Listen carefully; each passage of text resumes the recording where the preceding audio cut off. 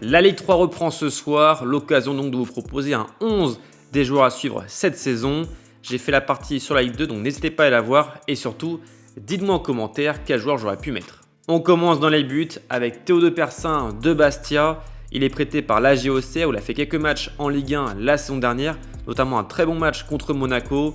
Il va chercher à être le titulaire cette saison puisque Placide est parti.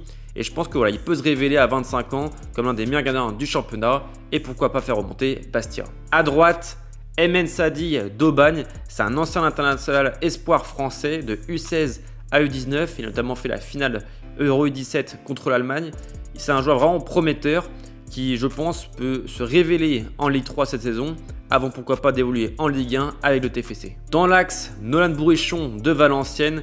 Il a seulement 18 ans, a déjà signé son pré-contrat professionnel après avoir été le capitaine de l'équipe U19. Quelques apparitions déjà en national et je pense qu'il va commencer sur le banc et petit à petit, il va prendre de la place dans le 11. À côté de lui, Djibril Kouma de Versailles est arrivé l'hiver dernier en provenance de La Roche. Tout de suite, il s'est imposé au club. Et voilà, avec une saison complète, je pense que ça peut devenir l'un des meilleurs défenseurs du championnat. À gauche, Dan Sinaté d'Amiens. Il est prêté par Angesco, formé à Monaco. Mais personnellement, j'ai découvert au tournoi Maurice Révélo avec le Mali.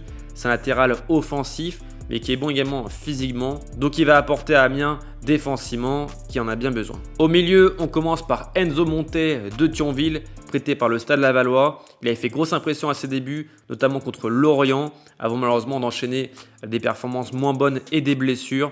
Mais c'est un gros travail au milieu de terrain, il fera du bien au promu. En meneur de jeu, Noé Sommer de Rouen. Il arrive en provenance de Blois, où il a fait une très belle saison. Je crois que c'est 7 buts et 5 passes D à 25 ans. Voilà, c'est l'occasion pour lui de découvrir la Ligue 3, avant pourquoi pas de taper dans l'œil d'un club de Ligue 2, voire de Ligue 1. Et le dernier milieu, c'est Adam Ribeiro d'Orléans. Il a fait une grosse pré-saison, buteur contre le Red Star, buteur contre Auxerre. Quelques matchs la saison dernière en national sur la fin de saison. Voilà, je pense qu'il va gratter pas mal de temps de jeu et pourquoi pas devenir la révélation du championnat. Et on termine devant avec 3 attaquants. D'abord le Canet Kylian Portou. C'est un ailier droit qui a fait grosse impression pendant la pré-saison. Technique, rapide.